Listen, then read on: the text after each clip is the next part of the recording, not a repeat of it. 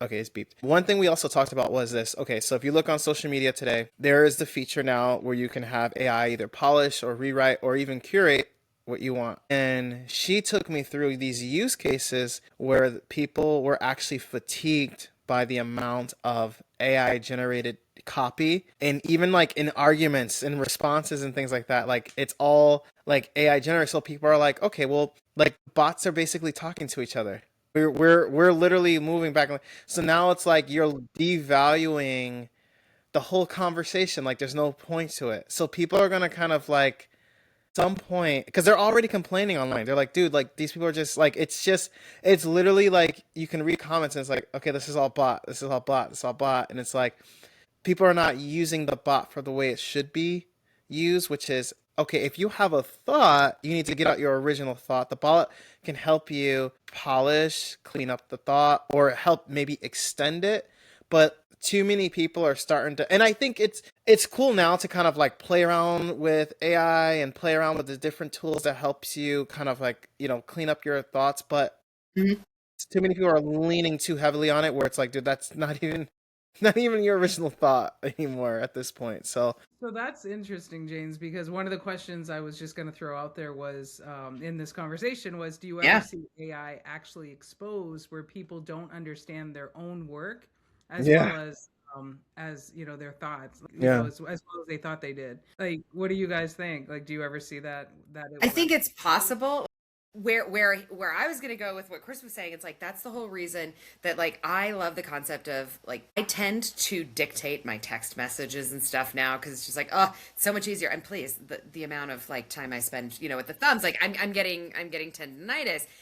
So it's like I gotta stop doing that. So I'm like, okay, now I pick up the phone and I talk to it. I do the same thing with my AI, where it's like, hey, let me talk to it and let me get those original thoughts out so that it is my thoughts, and then we can look at something. But it's like, okay, let's talk about here's what I want to do. I once dictated like 20 minutes worth of stuff because I was in the car and I was upset about something and I'm like, I'm not sure how to make this work and like here's all the things that I'm thinking about and I just unloaded. And Hmm. then what the thing I love is it then created like okay, so here's the themes that I'm noticing, and here is, like here's the things that you listed in order of priority, not necessarily like where your brain went at that moment. And that can be really useful because it's helping you with patterns. But if you're just, going at each other with bots, then that Yeah. devalues the conversation, 100%? you know? So I'll be interested to see where AI takes us from a career perspective. Because, Nadia, kind of to your point, you can expose people who don't really understand what they're doing. You can also educate people in things a lot faster. So I think it's an interesting balance between what do jobs become? How do we train people up? Because I will tell you, I feel like, sorry, James, I feel like Gen X, like, I feel like we really actually have like a bit of an edge when it comes to AI because we had to do it all by hand. I was telling James the other day, like I started with faxes and, then we had email and now we have AI. It's like we did a lot of this stuff the hard way. So you learned And do you things remember really deeply. the Tandy 1000s Yeah. computers? That's what Uh-huh. I was I remember the very first Macintosh. It's funny because I was a Mac kid. I grew up on Macs because we had the very first ones that came out. My dad is a Did you huge have that Apple Macophile. II? Oh yeah. No, I don't even think it was that. It was the little, no, it was like it was tiny. Like the screen was this big and I would play games on it. And like it was the very first ones and it had this little slot for the and I was a big Mac fan. And then I went into the business world. I have been on Windows machines for 30 years. I don't even know how to use a Mac. It's so confusing now.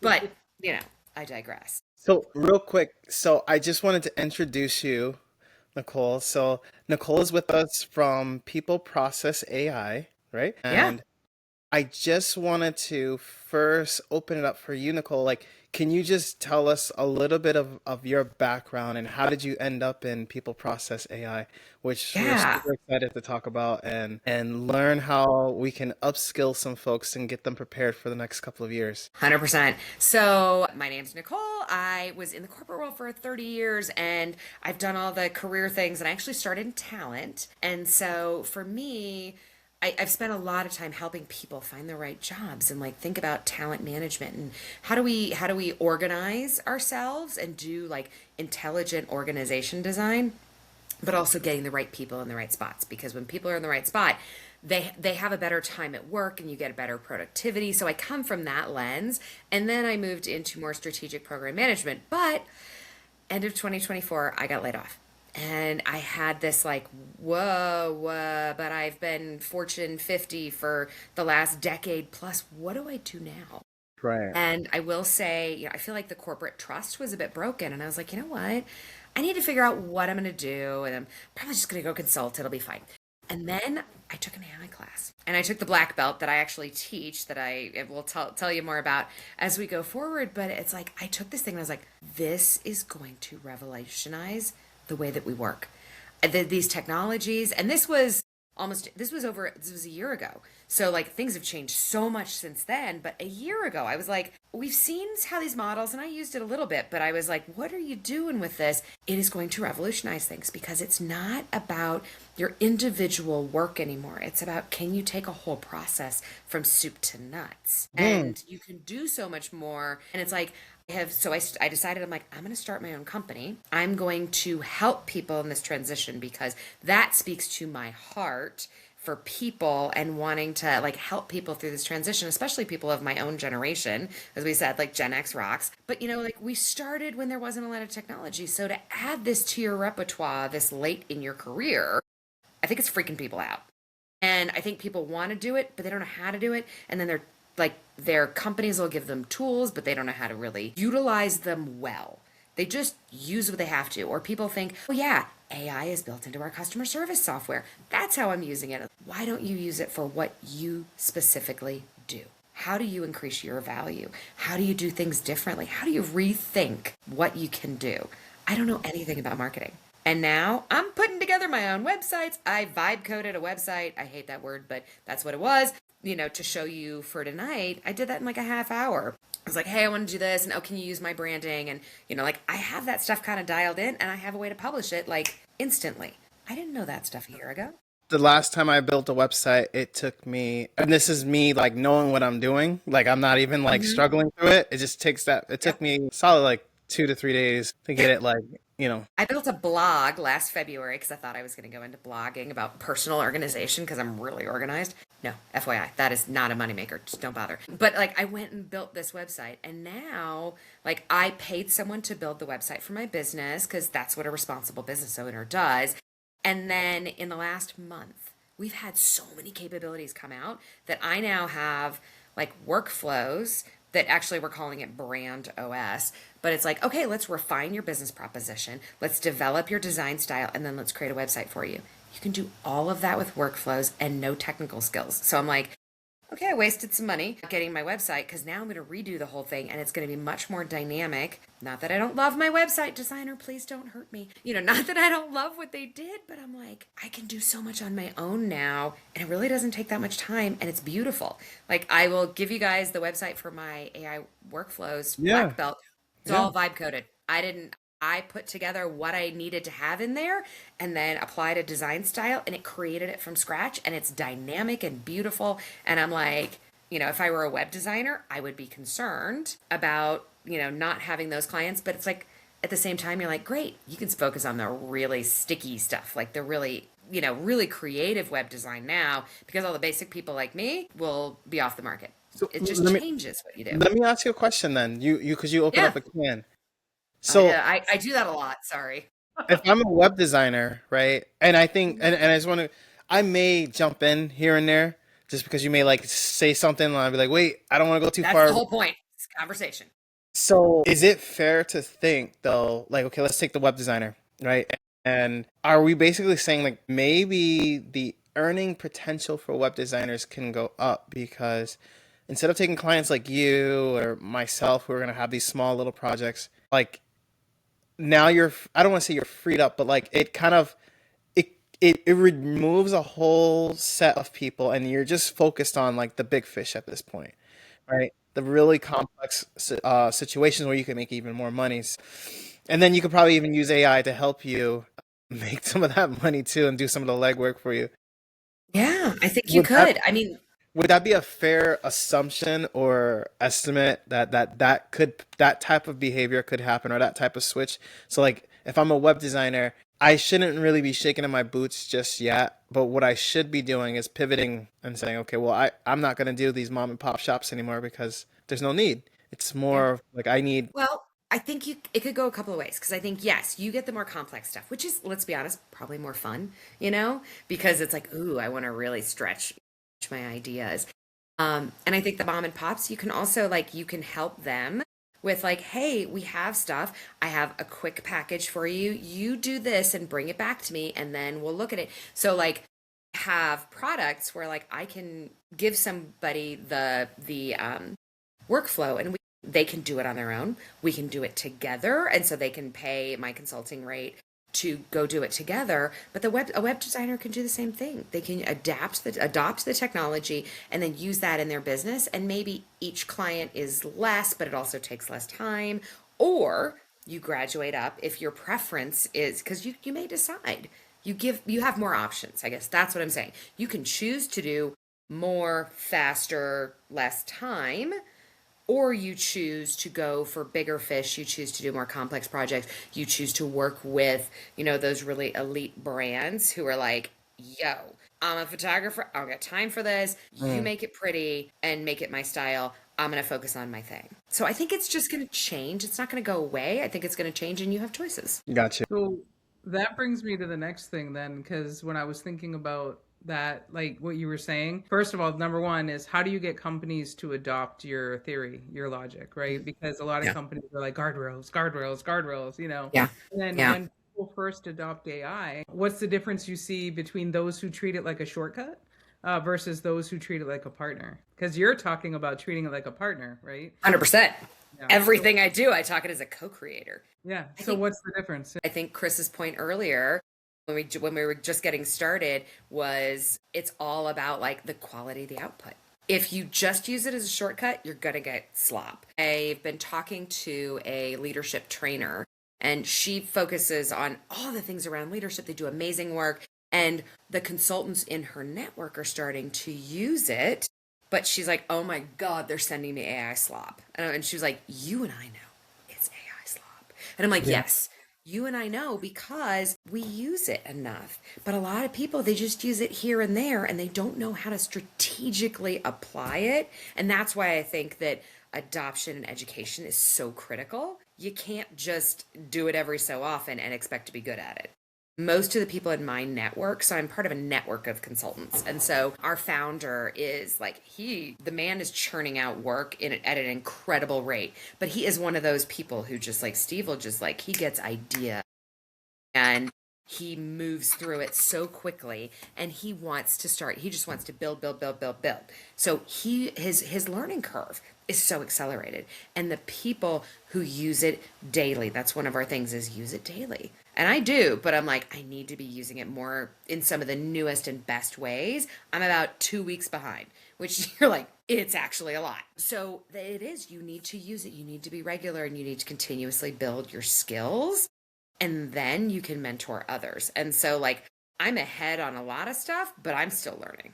Everybody continues to learn. So, the nice thing is, they're saying AI is going to make us dumb. I don't agree. There's always something new to learn. Yeah, I agree. So there's two follow points there. Number one is I agree with you. Like, and this is something I talked about with. I had a copywriter on the show, Laura, and she talked about. I don't. She didn't refer to it as like AI slop, but like there's going to be moments where you just have to have that human intervention, right? So she gave this good analogy about like, let's say you're using AI, if you're having AI in the kitchen and it's supposed to be cooking for you, right? And the recipe calls for a zest of lemon. Is AI going to know like what a zest of lemon is, or is AI going to know like salt to taste, right? Like they can't taste it. You have to actually have a palate. So where it's like I was actually thinking about actually getting some props to kind of demo this out, but basically it's like you have a scenario where okay, you have the human in one hand and you have the AI bot in the other hand. Together, if they work together, it's beautiful because the AI bot can say, okay, cool. The recipe calls for all these different ingredients. It calls for a cup of sugar, a cup of flour, a cup of salt. That's a lot of salt. It's maybe like a thinking of pepper, I'm right? thinking about Jennifer and Rachel on Friends and the Yeah. trifle that had peas Yeah, and exactly. yeah, That's it. yeah, peas and And beef it can in it. measure those things out, right? But then AI is just going to, if you say, I'm going to lean solely on AI to cook this dish, AI is just going to say, dump it in, dump it in, dump it in, right? There's no quality control over the food, right?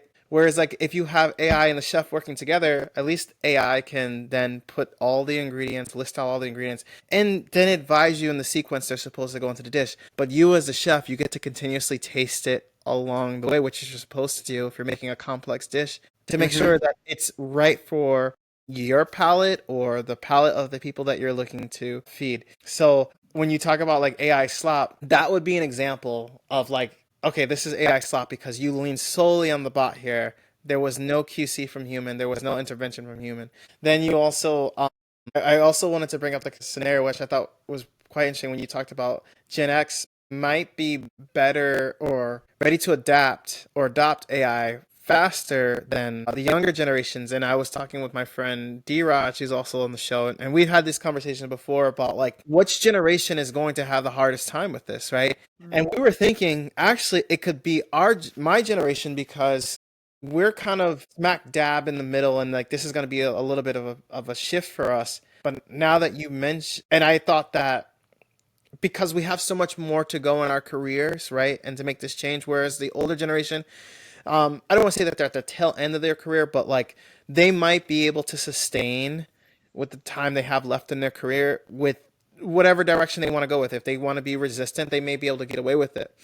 The younger generation, because they're so new to it and like they'll be coming into this world like as it is. Like when I graduated college, well, no, Facebook was already mature when I graduated college. What was like really new?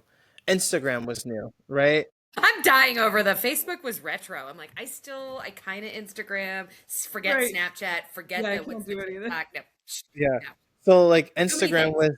Instagram was just coming out, right? And that for us was like easy to adapt to, and now we see it in use in business. So I find it interesting that you think that Gen X is going to be the generation that adapts. Like if you had to say Well, like, no, well, what I'm saying is Gen X has the experience because we've been in the business world, done things the hard way that you can see, when so it's kind of like to take this, when it's slop, when what AI is producing isn't good because you took so many years to hone and refine your judgment. And so it's kind of that concept of, where I'm curious how it's going to happen and I have thoughts, but I don't know, is how does career pathing work? Because if you've got people who are kind of shortcutting into things and they don't have the experience to know what's a good example, what's the right way to do things, where do you want this to end up, I think you have to have that independent judgment. And so we need to know how to teach that. And it's the people skills, because when we think about where the humans, I think it's that we're going to start dividing the work into what can be done by the machines and what should be done by the humans. Relationships, and it's just the strategy and some of that vision, that's so human, and we need to have the relationships. So it's like, okay, how do you teach the younger generation to nourish the relationships, to you know bring themselves, it's like the authenticity conversation we've had for the last several years. How do you bring that authenticity and how do you teach that, because you don't want it to be bot to bot, you don't want to lose the authenticity. You're touching upon something that, James, I sent you this the other day, like human in the loop, right? So Yeah. you need a human in the loop. So James, for your whole like pinch of sugar and a whole cup Yeah. of a salt type of fiasco, like think about this. Fluency isn't proof, right? Humans are the proof, and you must use humans to proof check in order to do that. So depending on what the situation is, like what evidence supports it, or assumptions that are baked in, or what's missing, or if you're dealing with proprietary information or whatever in the bot, you might need the human to step in and kind of approve what the bot's going to say before it says it. And then that's where you Hmm. get part of that authenticity, and you get that relationship building, so then the people trust again, and then they're using the bot the way it should, or the AI the way it should in that. But ChatGPT doesn't use it, or we don't know that they do. Perplexity or whatever doesn't use it. you know uh, All of these don't. So how does that, how do we do bring the human touch in? Is it doing the edits to your texts after you've used AI to make it sound more personable? Like Well, what? but I mean, when you think about that, it's like I would say the way that I view co-creation is like, okay, you set up, here's what I want to accomplish, and you write a workflow. The way that I do the AI side is really, it's like, okay, let's step through a process. And so whether we are doing just a workflow to help you in a decision making process or creating a project plan or whatever it is, or whether we're creating like an agent sort of a situation where it runs autonomously, but you're giving it, here is what I want you to do. Here is a good example. Here is the context. Here is the design system that I want you to use. You're giving all of that input and context. You may use an AI tool to help you put that together, but you as the human are putting together the context, and then it's checking with you at each step to say, hey, this is what I'm coming up with. What of this do we need to change before we're ready to move to step 2? And then we do step 2. And then, so the way that I work with it, the human is part of it at every step. And I'm constantly refining. I like this. I don't like that. I like that, and that's the process. So it is co-creation. So you always have the human in the loop. I think when we talk about some of the processes that are more autonomous, you need to find the places to put the human in the loop. But that's a bit of a different side than what I teach and work with people on, because I want to keep the human in the loop. Yeah. Let's be honest, I have a vested interest in keeping the human in the loop because Sure, I do think we need to be part of the loop. I don't want Terminator. Like, not a good thing. So. Yeah. So yeah, and we don't want a John Connor out there having to chase anybody down.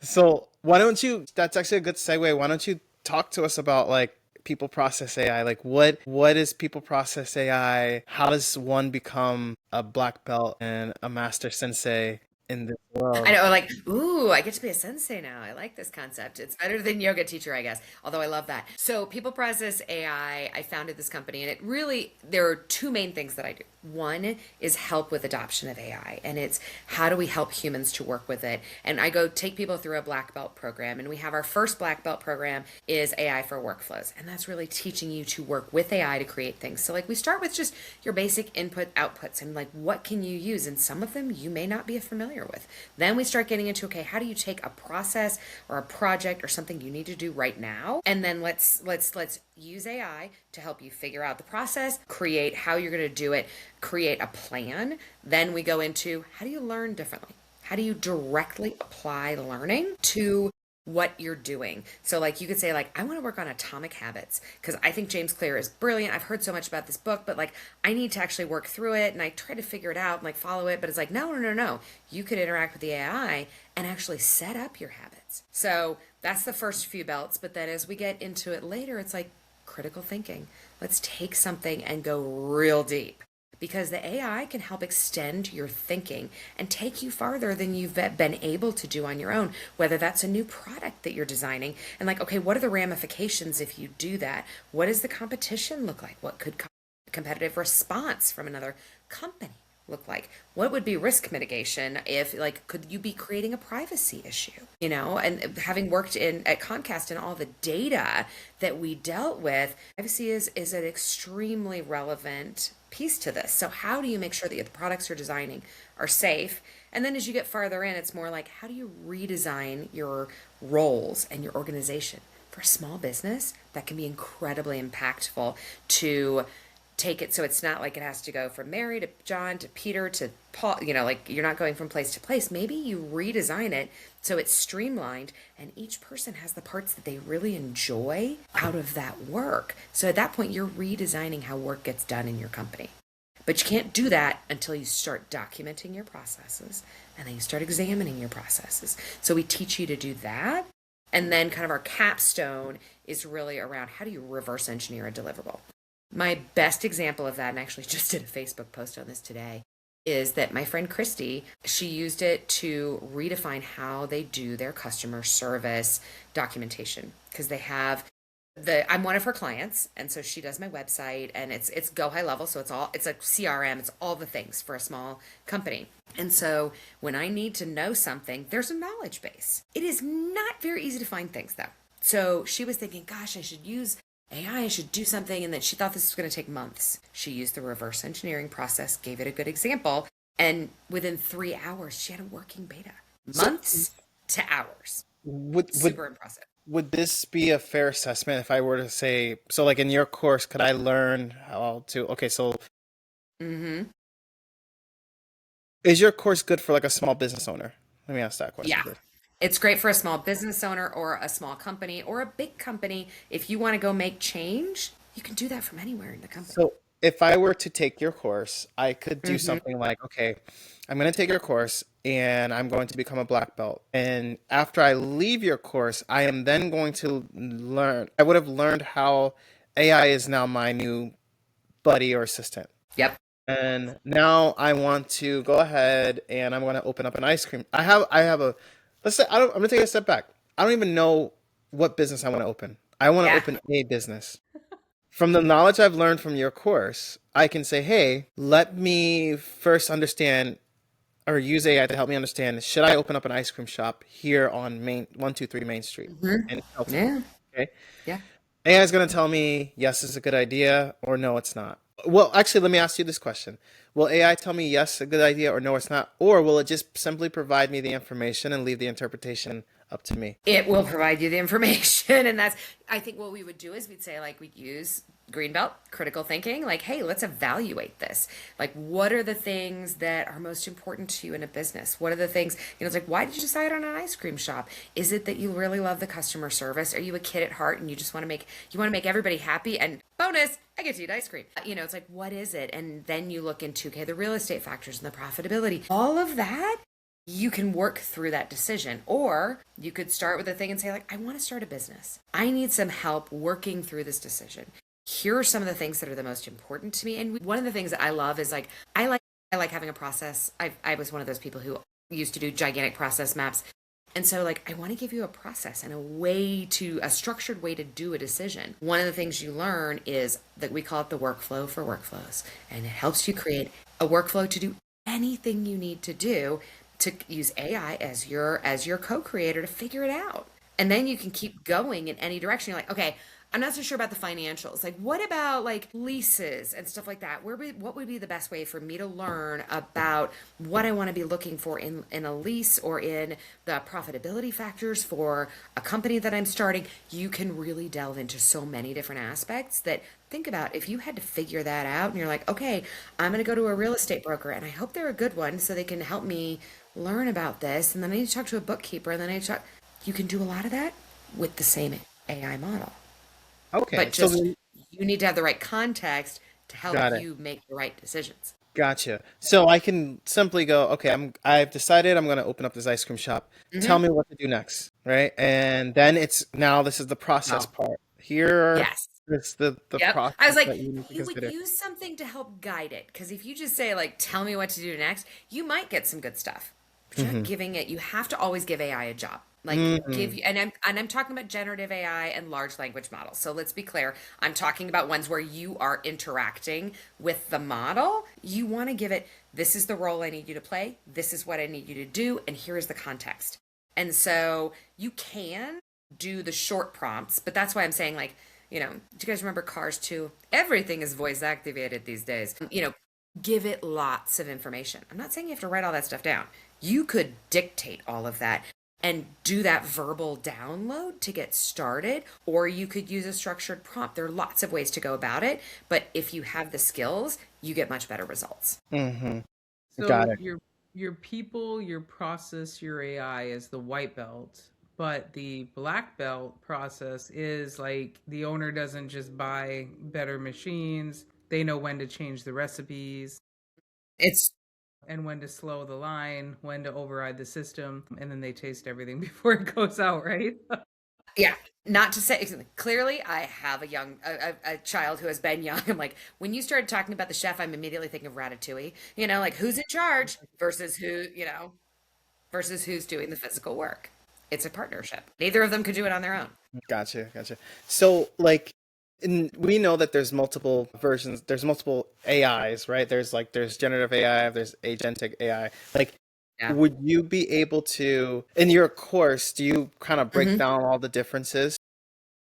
So I in the next cohort. So the next cohort starts February 24th. So it's registration's open right now. And what I did, I actually added an extra week. I'm not sure when I'm going to do it, but I have 8 belts that I'm going to take my class through, and then I'm going to have one where I'm just like, let's talk about whatever is the most current, because the problem is the technology and what's available changes so quickly.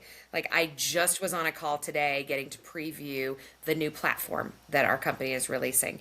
So I'm a part of a consortium of consultants, and our founder, like, they've developed a new platform, and it's really to help companies start from zero to like, okay, let's have written procedures, let's have AI SOPs where we can use AI, let's create agents, and then eventually you get to like agents that talk to each other. It's that agent swarm, and that's more on the agentic side. But you got to start at the beginning. You can't jump straight to something like that. That is how you get horrible results. Nadia, I think you were at that same panel with me in New York, and they Yeah. were talking about an Accenture project where somebody tried to copy the Shopify model of customer service, except that their data that they had from their current customer service wasn't that good. There was a lot of bad data in there. And so then once they created this agent, they'd spent $1 million plus on developing this, and then discovered that the output was absolutely horrible. It was a Hmm. horrible customer experience because it didn't have good context and information going in.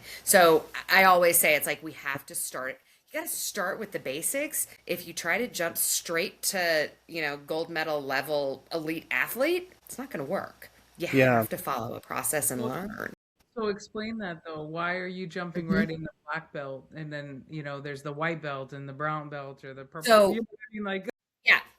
So the class and the way I teach it is you start at white belt, and it's like Taekwondo, which my son is at right now. So you go through and you start with the white belt, then you do the yellow, then you do the orange, then you do the green. So you're building your skills as you go. And when you get to the black belt, then you start like reverse engineering and figuring out, because like a lot of the lightweight software that's out there, you can actually deconstruct that and figure out if you want to use something like that for your business and how to do it. That's how my client did the bot for her customer service documentation. You can deconstruct and reconstruct almost anything you want to do, but you start with the inputs and outputs, and then it is a progression. And I'm a huge believer that you need to start at the beginning to get to the advanced work. You can't skip right to the advanced stuff. We have to treat this like a living, breathing thing almost, right? It's like, remember the Yeah. gigapets that we used to have? You have to make sure you feed it every couple hours or it'll die. Yeah. It was chia pets when I was growing up, and you had to water it every day, but I get for where the you're going Gila with it. Girl. Yeah. So, James, how yeah. many pets did you kill? Yeah. Oh, yeah. It wasn't good. You know what happened? I blame my teachers because I remember there's a couple Oh, times I'm trying to feed the thing. I'm like in the class trying to feed them. Teacher's like, "Oh, I'm gonna take it away." I'm like, you're gonna kill my pet. Thank you." And then you get him back at the end of the day, and he's dead, and you got to start all over again. yeah. So it So, was rough. James, I know you're a parent. When Yes. you were in health class in high school, did they make you do a flower baby? Those were very big at one point in time where like you had to carry the baby around, and it was a flower sack, so it had some heft to it. It wasn't a baby doll, it was a flower sack. And you had to carry this thing around, and you had to like bring it everywhere with you and write reports, and it was like, this is how a baby ruins your life. Don't do it. So it was a scared straight kind of thing in school. A little higher stakes because your grade was, dependent on Right. it versus the gigapet. But yeah, that's something we all went, a lot of No, us went through. they actually just tried to traumatize us with like saying if you have unprotected sex, you're gonna die. Okay. Oh And yeah, they it was just the AIDS. traumatized Yeah, us the like AIDS that. thing. I forgot about So that part. like we were just like, yeah, Yeah, we were worried about parenthood when and then no. AIDS came along. They just Right. Yeah. they they would just show you like all kinds of like crazy photos of stuff and then just Yeah. be like this will happen to you if you What will just happen to you? are not careful. But so basically what you're saying is like we have to consistently, in your course rather, like or not Hmm. just in your course, but just in general when it comes to our relationship with AI, you have to make sure you're giving a context. And it kind of goes back to like even like a scenario where I was talking previously about dating apps, right? So I was Hmm. yeah, we're also talking about this like okay, like what's to stop a person from going on like a Tinder or eHarmony or any of those dating apps and saying, okay, I'm just gonna create the profile, but I'm going to have AI really like do all the legwork, do all the Mm, flirting, do all the like, all that the could, stuff. that's And one horrifying. thing too is like, and then I'm gonna give you another a situation where I tried to use AI and it didn't work. But like we were saying, okay, it's not gonna come off authentic. But the other key thing here is like AI at that point, if you just go straight in and I'm diving right in the deep end, it has no idea who I am. Mm, So it's not really going to give maybe the most accurate information or it's going to give the most accurate thoughts in that conversation, nor is it going to give maybe some points that are attributes that are really good about me because it doesn't know enough about me. So you have to consistently feed it. The other thing I'm hmm going to mention, I did a live test and I was like, okay, I want to do a test here. I want to see how good can AI be in regards to offering empathy and apology. My wife sent me to Whole Foods Boy. and I was gone for like 2 hours. Whole Foods is 15 minutes from my house, and I was only supposed to go there for like one thing. Okay.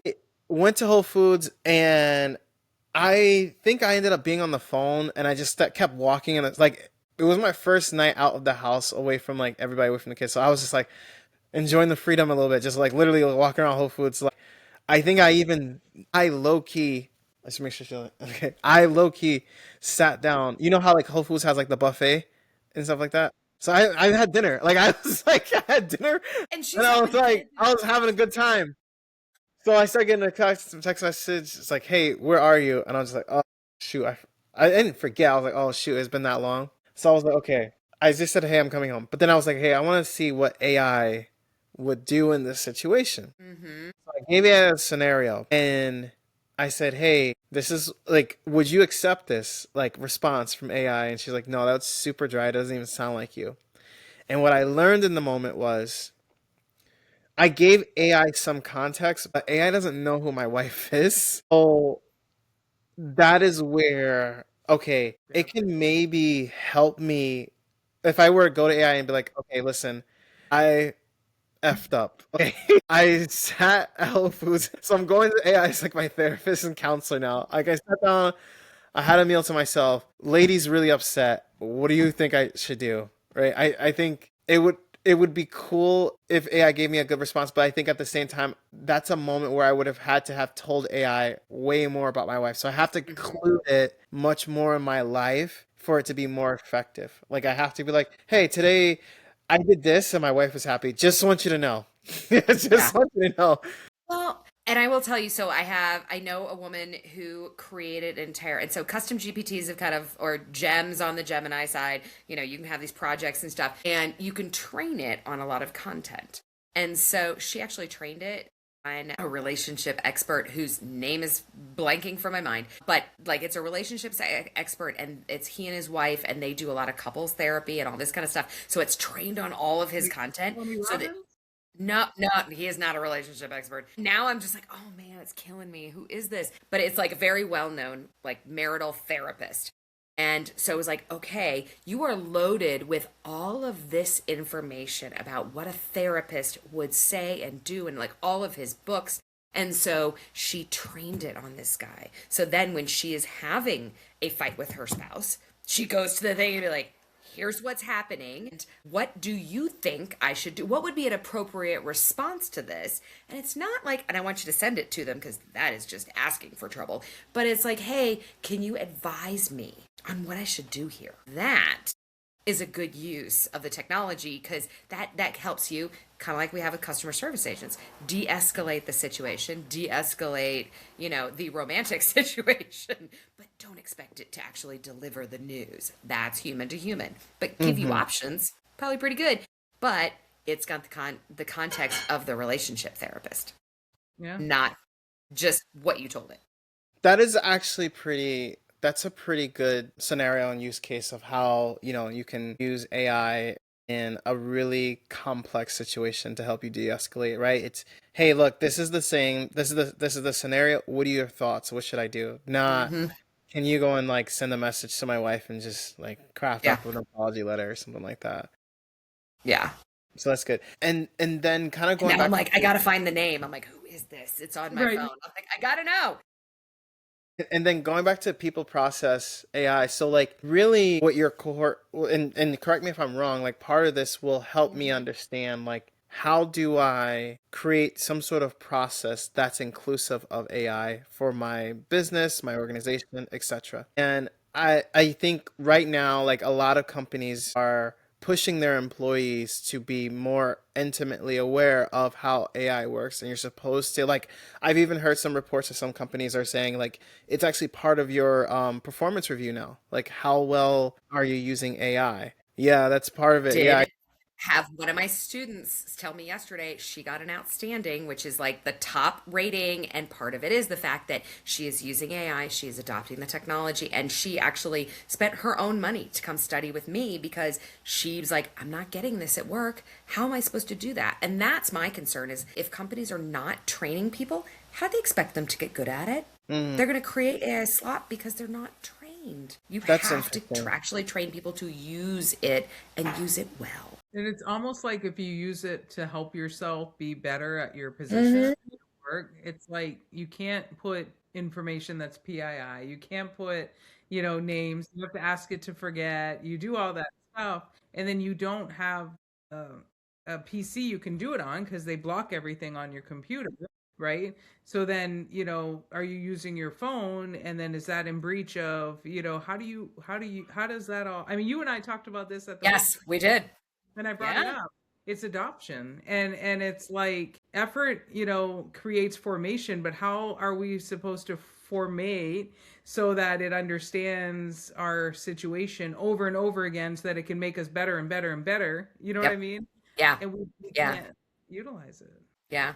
Well, and so I think I started to say this earlier, but it's like my business, I have two sides. One of it is training people and helping them adopt, and the other is helping companies use. So I guess I would say it's not it's how do you solve problems. We can use AI as a lever. We also use human experience. So the whole thing, like people process AI, it really, like my logo is this kind of like triangular motion because it's like it used to be people, process, and technology were the three things. Now it's people, process, and AI. So it's like, how do you get these three things and everybody playing their role in the situation? Without training, you can't do that. You need the guardrails, 100% you need the guardrails to figure out how you use it. But it's, again, if you don't train people, you're not going to get to the advanced use. So, like, let's figure out what the problem is. Let's go solve it. And then let's see, maybe AI is part of that solution. So we get the people together, we look at the process, and we decide how we're going to solve it. Maybe it's more AI, maybe it's more people. Let's figure it out. If you never start solving the problem, you never get anywhere. Never So, gonna know. Yeah. yeah. And then I'm hoping, so our new platform, it's actually called Humans Plus Agents. And I'm like, not ready for the agents, but okay. But it really, the whole point is that we get people through, like, you have to figure out the processes, you have to document the processes, then you look for opportunities for automation. So you have to do this in a structured way. So again, I'm all about you have to progress your learning and your processes. So that's really good. So as as a person, let's say if I work for a company right now, so like my your class would be or your cohort rather would be ideal for someone who is having their performance review tied to how well they perform with AI, right? It's a good point, and it's a cheap solution compared to some of the programs out there. Okay, beautiful. And after leaving your cohort, and how many is it, like a couple of weeks? Is it a day? Yeah, so it's 9 weeks and 9 weeks. once a week. And so the nice thing is you're with other people. And we always start by saying, it's like use AI. AI is my blank. What do you need right now? Do you need an engineer? Do you need a product person? Do you need an assistant? Do you need a personal trainer? Like you choose what your need is today. And then, people are sharing like what have they done in the last week since you met. And so we do one live class a week where you all get to talk. And then on like Fridays, I'll have an office hours. And that's pop in, drop in, whatever. Are you working with something? Do you need some help? Do you just want to hear what other people are doing to get ideas? Because like you've got your homework is going to be due and you need to know like, what should I do? What are you guys doing? So we try to create some community in there. But then I also, right after the class, I post the recording. So if you can't make a class, you catch up on the recording. You maybe come to office hours and then you do your homework and you make sure that you do the assignment. And it's that proof of learning. Hmm. And then you get to up to your capstone the last week. But that way we've created some community. You've created people you're sharing with, and you've built your skills week over week. Hmm. Should this should this be more so even at the university level too, right? Like, should we consider this for students? Because if you are coming into this world where it seems like it's going to be one of those things where part of a job requirement may be like you must be familiar or have at least 2 years experience with this or 2 years experience with AI, right? Coming out of college, it's like, what? Like get experience without having experience. Yeah. Yes. So like, should this be like part of it? And then not only that too, it's like I almost feel like it should be part of college too, because it's like, okay, writing papers is not writing papers how when I was in college, right? Like Yeah. when I was in college, we had to like I remember when I was in college and I discovered Wikipedia and I was Hmm? like, "Ooh, this is gonna be easy." And then like, "No, you can't. No, You gotta go to the nobody's original policing source." that. Yeah, you can't. I found out the hard way. I really thought I discovered gold. I was like, "Oh, does anyone know about this?" Because like I'm gonna breeze through these next 4 years until I found out. Like, no, it doesn't work that way. Yeah.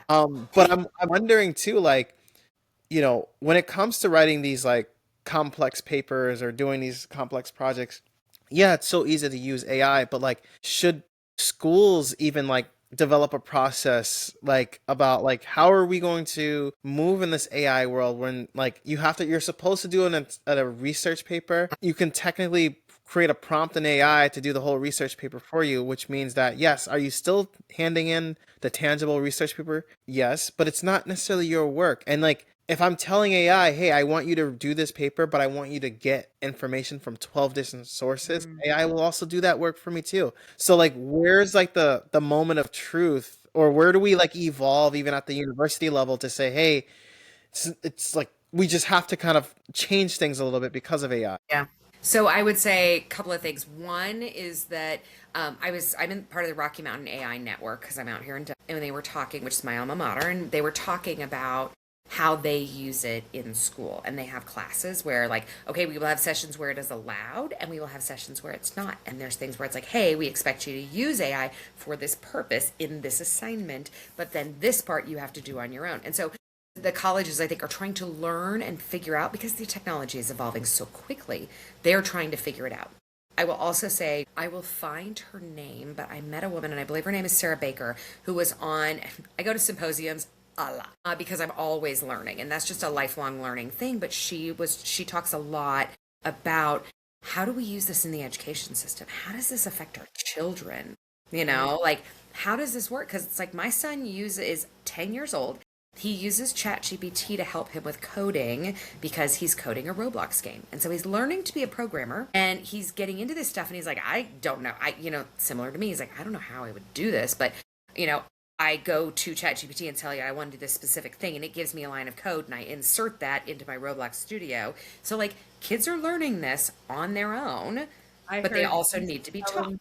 I heard you should tell them to use Claude because it teaches, whereas ChatGPT is more like Yep. directed, will do what you want it to do or Yeah. give you what you want. That actually is a really good thought because I love Claude. He was my first AI boyfriend.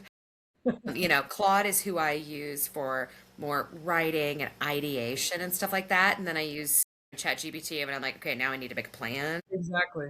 Yeah, like each of them have, it is funny. We talk about this, that each of them has their own personality, but also, and this is kind of funny. One woman I know was talking about how she thinks we have embedded the human insecurities into AI, and because that's the root of hallucinations. We've already heard that it doesn't want to tell you no. It's the What same is thing like a child wants to please their parent. what is James, when you type in something in ChatGPT or whatever, you should always tell it not to hallucinate because sometimes it'll just throw something far fetched. You're like, I didn't tell you this. What? That is so not right. If what you're is using the same thread, you just say yeah. no hallucination at the end of your question because if you don't, what happens is it'll read all of it that you've had with it like, over time, and it'll just come up with this far fetched thing that you're like, where the heck did that come from? Mhm. But you should always say no hallucination, and then it'll say, okay, you're right, and it'll look at your history with it, and then it'll finally give you the right answer. But sometimes it'll throw in like extra stuff that you're like, where did this come from? We didn't even talk about that. So sometimes with AI, you have to kind of give it a slap on the side, like an old Oh, TV, yeah. and be like, Right. "Hey, Or you say no hallucination. Perfect. Yeah, perfect alliteration. Boom. Now it works. Who knew? just a few more questions and then we can go into like the demo. But so with your course, I'm a seasoned professional. I should come to your course if I need to upskill myself, regardless of where I am in my career, what role I have, whether it's a Uber driver or I am a VP of a multi-billion dollar organization. I can come and take your course, and over the course of 9 weeks, you're going to help me upskill myself so that way I am a black belt user. And is that like is this a certificate program too? Yeah, it is a certificate. I mean, so like, and that's the thing. It's like we want you to earn it. Like you have to actually do your capstone and submit your assignments. But yeah, the idea is that you can use this. It's fundamental education in the how to do things and how to think about things. The technology is constantly changing, but you need to understand the basics so that you can evolve with it. And so it's really about helping you learn a different way of working. Sure. So I would come out of your courses with a complete different mindset shift. Like my mind That's the plan. is going to be like, okay, like I need to now carry AI everywhere I go with me and use it as a way to help me become better, not to replace anything or replace anyone, but it's simply for it to become better. And honestly, like even in my current role, so like, Nadia and I are both in product development. Mm-hmm. Even in my current role, if I need to figure something out quickly, or I need to, for me, it's really about drafting like these really complex emails that are going to like executives and things like that. Mm-hmm. This is where it really helps me because here's the thing. Here's how I feel like AI is beginning to be a game changer for me. Okay. You think about the amount of time it takes you to write an email to someone who is at a senior leadership level. You have to first get the idea out there. You have to make sure that it's catered to the audience, right? So like sending an email to a person in a leadership role can be tricky at times, right? Because you don't always know what they know, but you also want to make sure that they get the points that are super relevant. And where AI definitely does help me is it helps me to really hone in. Like I can really go to AI and say, okay, I need to write this to my leader, and here's what I need to explain to him, right? And it at least gives me the skeleton of the points that are really relevant, but it also helps me structure that email in a way where it's like, okay, it's nicely formatted, it's bullet, and it's also polished, right? The language is polished. I'm not using language that can be taken the wrong way or is too subjective or anything like that. So, I mean, that in my professional life, that's one area where I'm using it because it saves me a good, like, I'll say an Oh extra yeah. 7 minutes and going back and forth and making revisions on an email. That has to go to someone who may need to take this email and make some kind of hard decision. Another way it's helping me at work is really with when it comes to just kind of finding information. Like if I wanted to find out like, all right, well, how many network towers are in this area? How many Yeah. customers in this Mm-hmm. area? Right? That helps me make decisions. So it is definitely helping me when it comes to that sense of like, am I going to eventually be replaced by AI? We just talked about, right? Like all three of us, we just talked about how you have to give the context. The human has to be able to pour into it. You have to water it, you have to feed it, etc. If you get rid of me, you don't eat. So you have to keep me around. I have Otherwise, a role. AI is not learning. What other outcomes can someone expect from taking your classes? Like Yeah.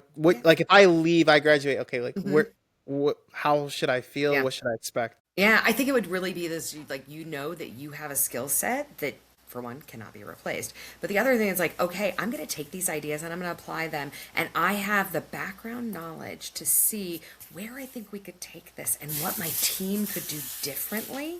And I think that's an important skill to have is to be able to innovate based on what you know. So I would say it's a way, if you've heard the concept of intrapreneurship, if you are somebody who is at a junior level or a mid level, you have the opportunity to influence your organization. So hopefully you've learned something that you can bring back to other people and help your organization change, and it's like, hey, if you want to bring me in, I'm happy to come do that. But it's like that way it gives you an opportunity to change your brand that you are part of those who are moving us forward, not those who are resisting, but you're doing it on your own terms. You've looked at like, okay, how do I want to use this? And like, we really give you the tools to decide how you want to use it. We've given you lots of options. And then from there, you can get into different stuff. Maybe you want to start creating agents. Maybe you want to get into agent swarms and, creating these really complex tools. But start at the beginning and start growing in your knowledge. All right, cool. Do you want to? Oh, Yeah, Nadia, sorry, go ahead. I have a question real quick. So, what is the hardest habit people have to unlearn when they're trying to upskill with AI, especially high performers who are used to doing things in a certain way? That is a good question. It's really good. This is not. It's like this is an interview, but it's a friendly conversation, no, it's like not I'm an trying interview. to understand it so I can take it back to like Yeah. my real world, right? Yeah. And then everybody's so fixated, but what's one of the hardest habits that you have to unlearn? To unlearn. I think it's that it's just the easy button. We talked about this earlier. It's like you learn real quick that you can get slop if you don't apply your knowledge to this, if you don't provide the context. Sometimes you just want a quick answer, like, it's like asking Alexa a question. How often does Alexa get it right? Like, dude. There's lots of angry children in my house sometimes with, Alexa not getting it right. So it's the whole, like, you have to apply knowledge, you have to give it guardrails. So it's breaking it's just my easy button. You can have that in certain contexts. You can't do that when it's something important like work. Yeah. So it's not. I would say, don't just not. boink. Don't just go in there and be like, okay, cool. I can use AI. I'm just gonna push a button and it's gonna like fix like all these things for me. It's like no, it's like a calculator, right? It's like a calculator or a compass or a pen. Like you still have to do the math, right? The calculator will help you. The figure calculator out. help you, but you got to know whether it's right or wrong. Right. Because I've put stuff in the calculator before. Yeah, and you're like, I put the numerator in. Yeah, I did something wrong here. Switch the numbers. I And did so it the wrong direction.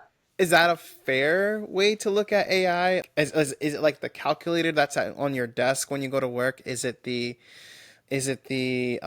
personal I would say it's more like your personal assistant. Like think about executives who have an assistant who help them out, who can make things easier, who know their personalities. That's something where we say like either your EA or your chief of staff, they learn you and they know how to work with you. So I would liken your AI more to someone in that kind of a role versus just a calculator, because it does learn you over time, but you have to give it good inputs. Got you. If you have a custom GPT or, a process set up where it already has the context and you can say, run this sucker. Like, here's today's sales data, run the analysis that we run every day. I want to see how things are looking and what the trends look like. If it already has that context built in, you can just run it. In that point, yes, it becomes your easy button, but you can't start there. Gotcha. So if we had to like summarize what AI should be, like we all are gaining by adopting AI. You are gaining a personal assistant with you, and 100%. just like a personal assistant as a human has to learn your habits, has to know like how do you like your coffee, Yep.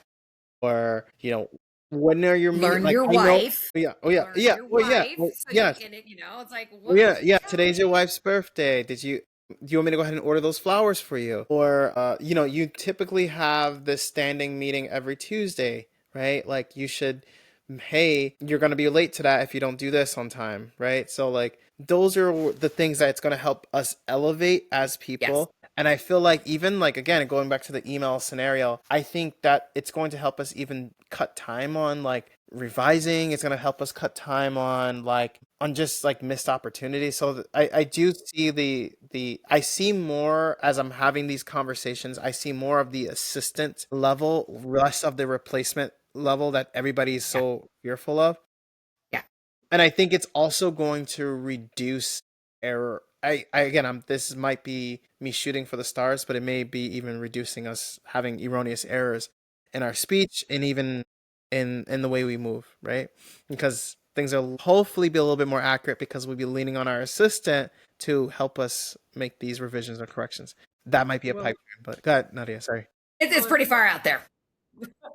But it forces you to prove your value through judgment and not through effort. Do you know what I mean? Like Yes. when Yeah, yeah, yeah, yeah. Be more Yeah. because strategic and high less doing. perform yeah, exactly. And high performers don't struggle with AI because it's powerful. It's scary. They struggle because it changes, and where's the value that it's creating? They have to see the value that it's creating. Do you know what I mean? And if and you know, yeah. So, yeah. Great. Interesting.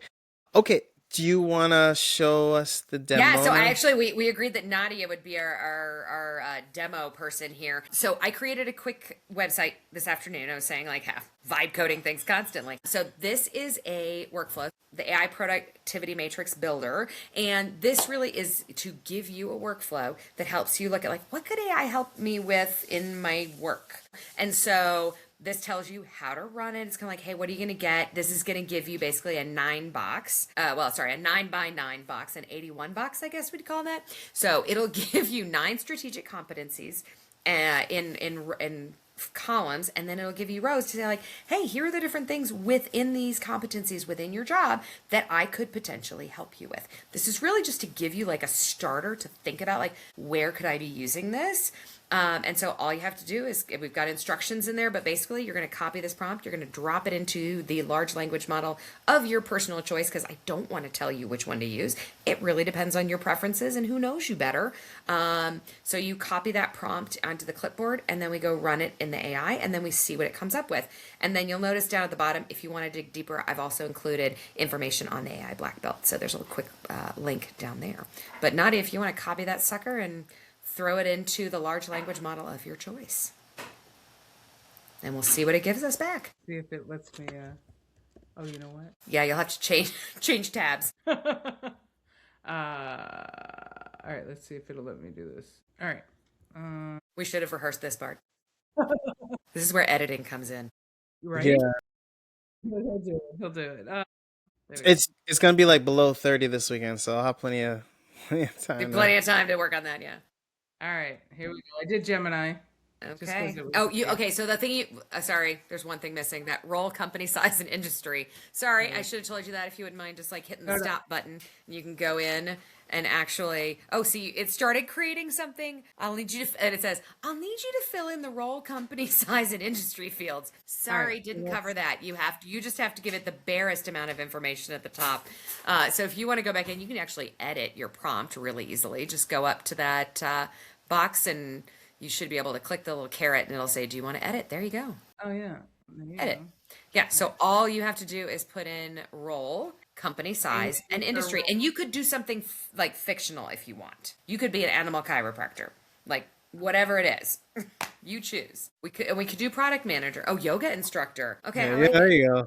Company There you size, go. like yeah. Oh, okay, 19. Yeah. A big Risk studio. industry, health and wellness. Health and We could say- wellness. We 19 because we have like Yeah.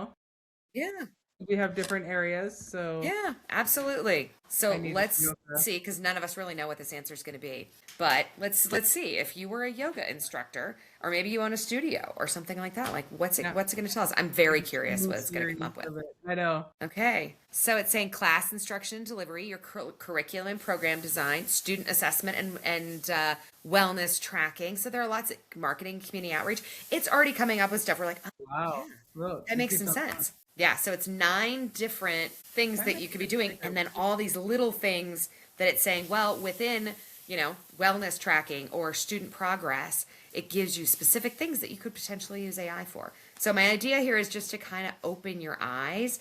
And since it did get kind of small, Nadia, do you want to tell us some of your favorites in there, since you have the largest version, I would say? What I really like about it is if I am a yoga instructor, the first thing I'm going to want to do is personalize with the people that I'm going to be serving, right? Mm-hmm. And I love the fact that it's coming up with a curriculum program design where it's giving me like a quarterly. It's also giving workshops, teacher training. I mean, I think that's amazing.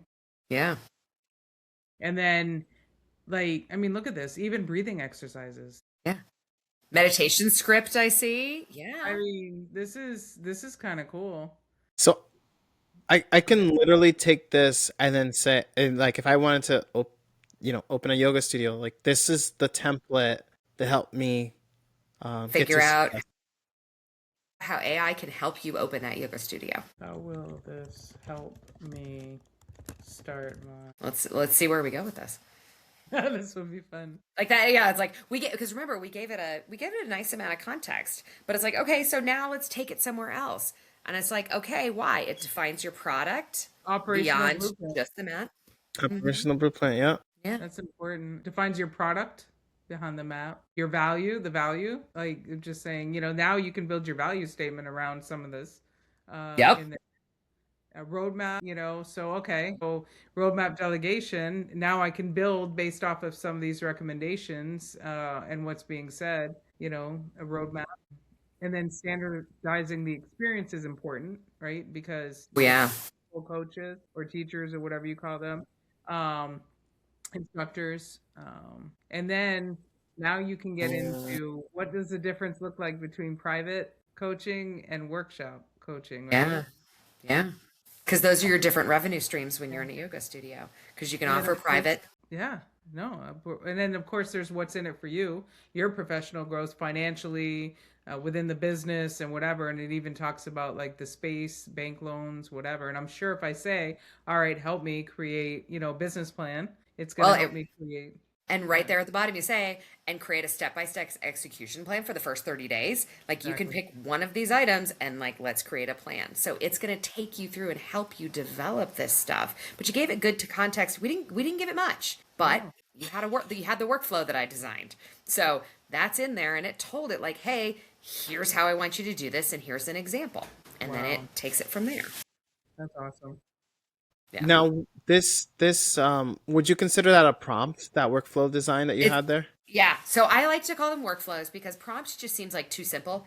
We usually do a workflow. And so like a lot of my workflows, like it'll be a 6-step process that you're going to go through. And step 6 is a finalized deliverable. But it's really going back and forth to make sure that we are developing what you need, that we're checking back with the human, throughout the process, and that you're getting what you need.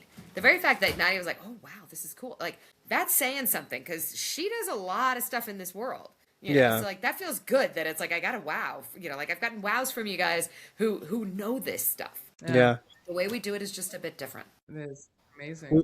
Would you say there's going to be another opportunity for these scripts? Is there, like, if someone were to keep like a folder of all different? No, like, you should. You should make a library. I have a prompt library, in my folders, and I have put different workflows in there. It's like the workflow for workflows. I use that thing daily because I can create a process for anything I need to do.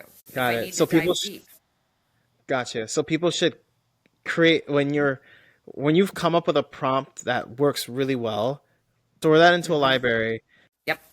And sell it on Amazon, or do we just keep it in the back?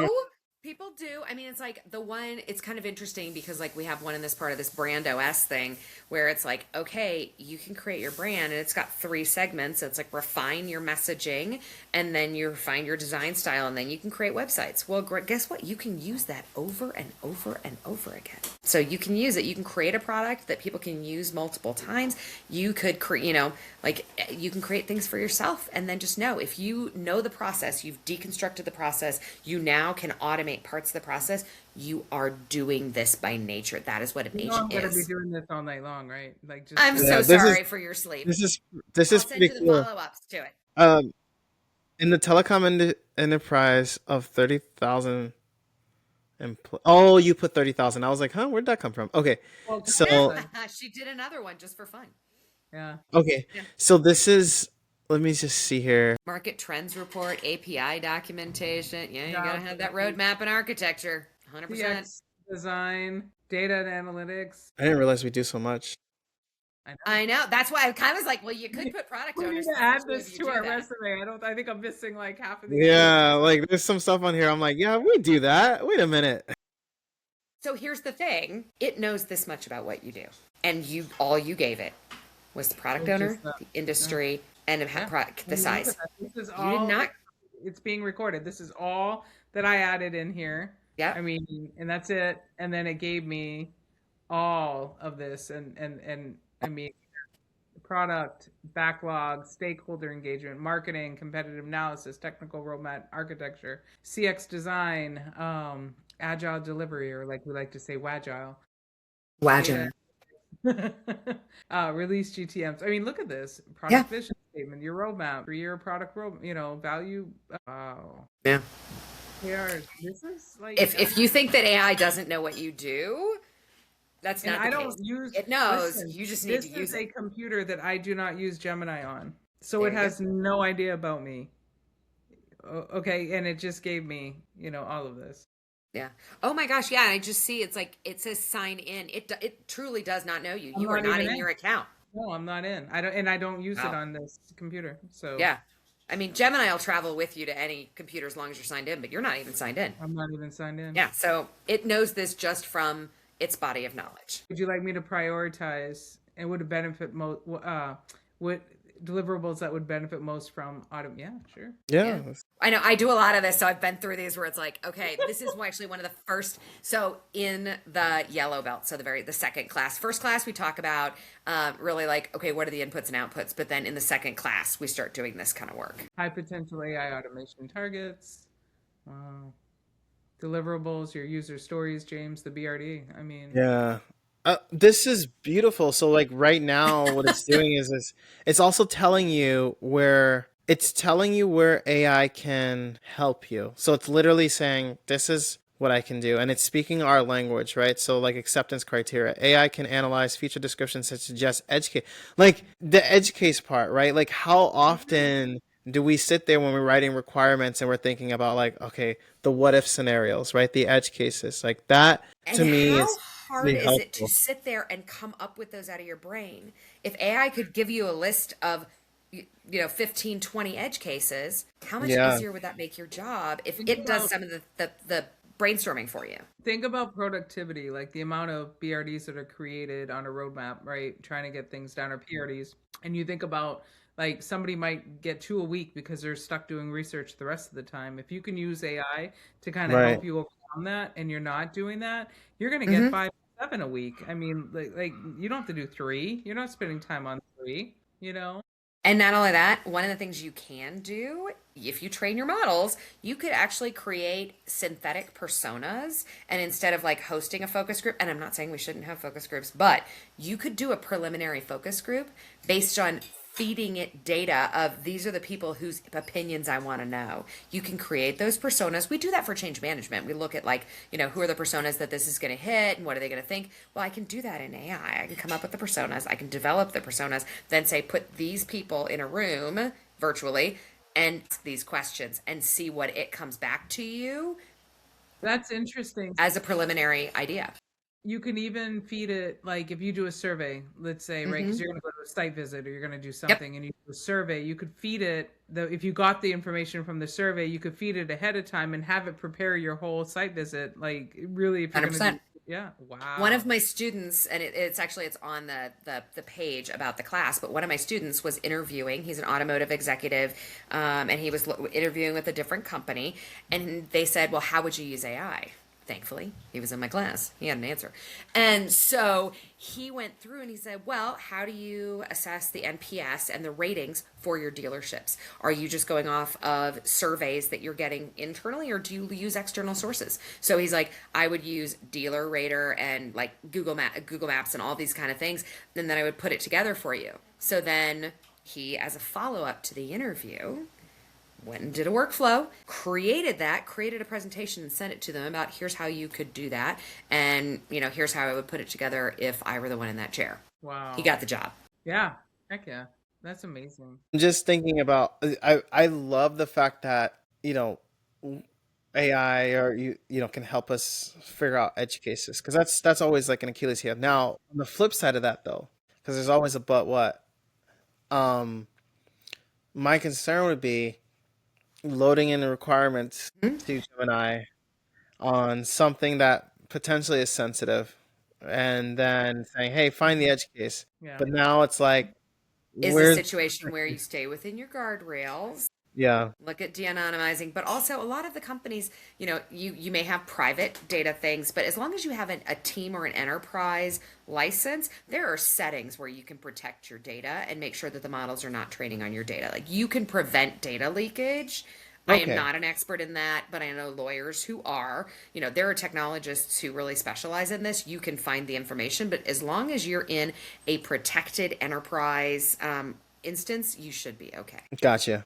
Yeah. Don't use PII. We all know that. But for Hmm. things like that where you're like, oh, I don't want to lose my, great. Use Copilot inside of your corporate instance. Use the right with tool. the workflow you just gave us, and Yeah. it would also Yeah, provide. and that's the beauty of the way I teach it. I'm not telling you where to go do it. I'm just giving you the ways to do it. Yeah, Hmm.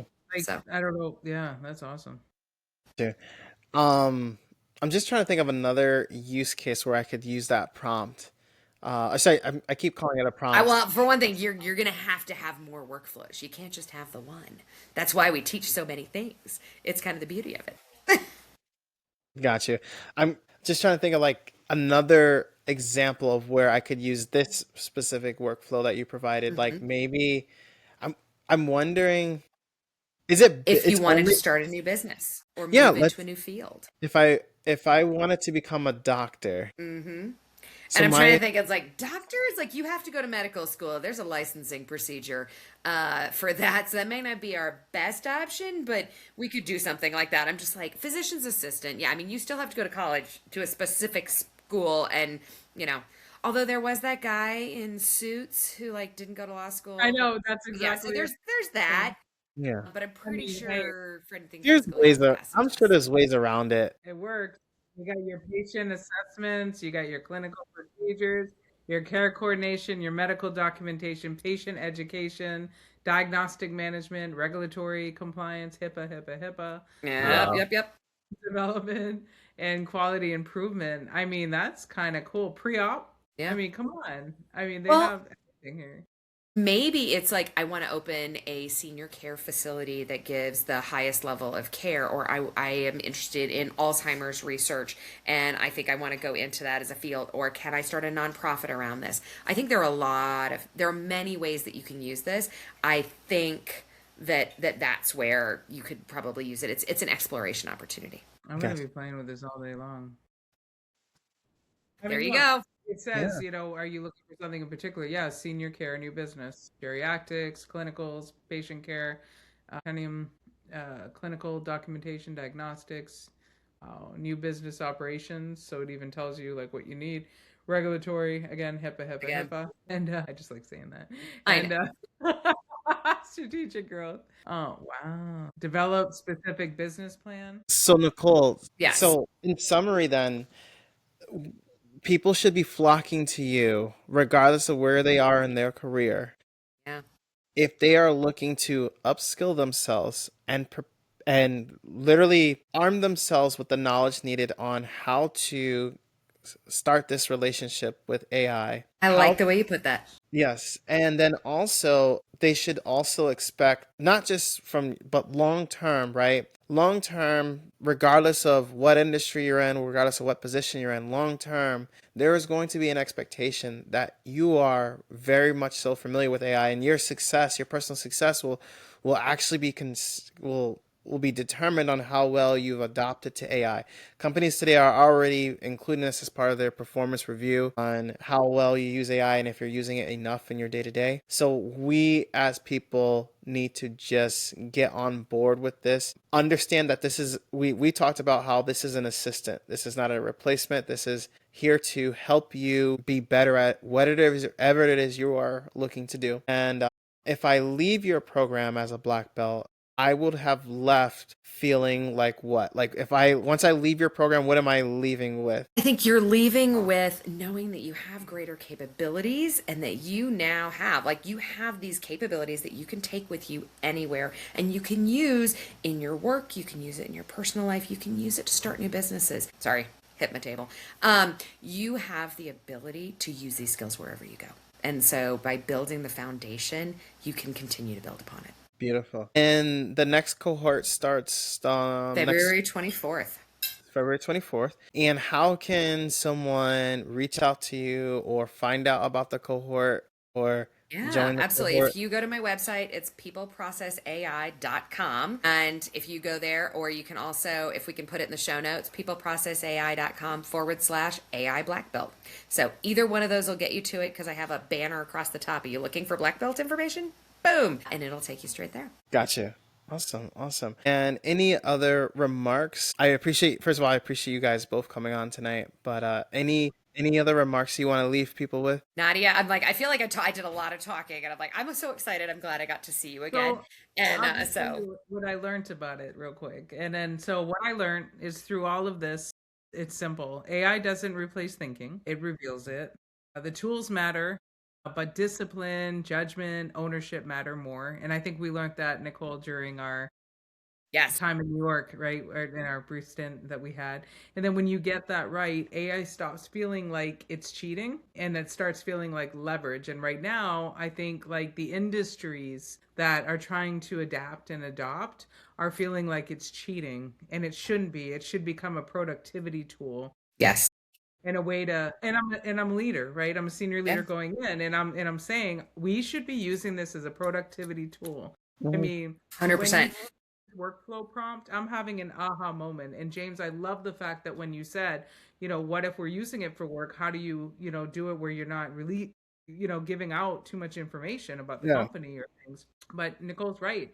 Just don't include PII, make it generic, generic enough that it's going to give you what you need. But yeah, I just think like it isn't the product, it's the thinking that's going to force it to work. And that's why you need the human, and that's why you need the workflow to happen at the same time.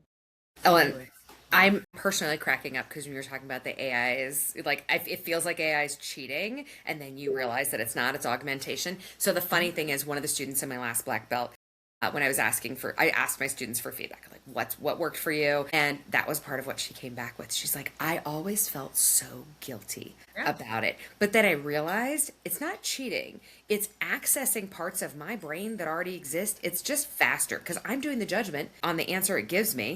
I'm just asking it to play a certain role for me today. So it's funny. I just did a LinkedIn post on that literally yesterday. Oh, I'll have Mm. to go check. Yeah. I'll have to go check. Because I do feel like I'm cheating sometime, but Yeah. maybe with senior leaders, I don't understand all of what they're saying. Like I get the gist of it, but then Yeah. I want to kind of get all of it, right? And then Yes. use it to leverage me in that way in my understanding, then it makes me think at their level, rather than thinking where I'm at. And I mean, you know what I mean? Yeah. That's how I think about it. And James, you said, Absolutely.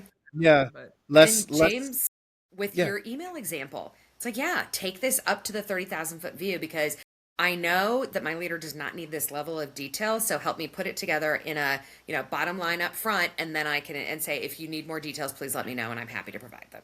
Yeah, yeah, exactly. Then what that does, like by having AI help me craft emails to leadership, right? That first of all, it clears my anxiety, right? Because that's the biggest thing whenever you're sending an email to leaders, like, am I gonna get a reply and like a WTF are you talking about? Or is it gonna be like, okay, I don't understand this or what, right? Or like, oh, you forgot a period here. So like that at least goes away, right? And what it does too is like again, the amount of time it takes me to craft that email, and not even just the email, right? Like Nadia, think about like the decks that think about how long it takes you Oh, you to know, I you craft know, the know. the deck, Yeah. So right? now I pop that into one Gamma page and I make it creative, create the yeah. deck.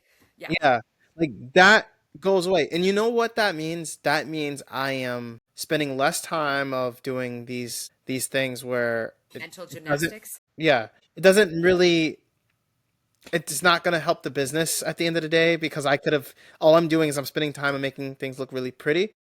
Yeah. But I can go back to focus on other things that can help the business. I can say, oh, look, instead of me taking an hour to do this deck, I'm going to take 5 minutes to put this prompt. I'm sorry, I keep calling it a prompt.